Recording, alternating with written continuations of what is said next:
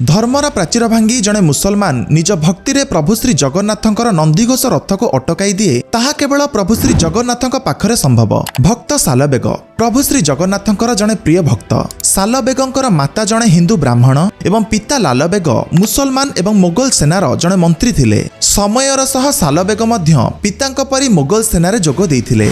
एकदा युद्धरे क्षतविक्षत होई बंचिबार आशा छाड़ी देइथिले सालबेग, किंतु मातांक परामर्श रे प्रभु श्री जगन्नाथंकर आराधना करी एक नूतन जीवन पाइथिले सालबेग। ता परठु से प्रभु श्री जगन्नाथंकर प्रेमरे पड़ी जाइथिले। से प्रभुंक दर्शन पाई पुरी श्रीमंदिर जाइथिले। अण हिंदू हेतु से प्रभुंक दर्शन पाई पारि नथिले, तेणु से प्रत्येक वर्ष रथयात्रा रे बड़ दांडरे एक कुटीर करी प्रभुंक दर्शन करिथांती। एकदा से पुरी को रथयात्रा रे आसुथिला बेले रास्तारे शरीर असुस्थता हेतु से रथयात्रा दिन पुरी रे पहुंची पारि नथिले। बड़ दांडरे नंदीघोष रथ सालबेग आसीबा पर्यंत अटकी जाइथिला। सालबेग आसी प्रभुंक दर्शन कला परे रथ गड़ीथिला। तेबे श्रीमंदिर उपरे उडुथुबा बाना को कोन कुहा जाए कमेंट सेक्शन में जणांतु। जय जगन्नाथ।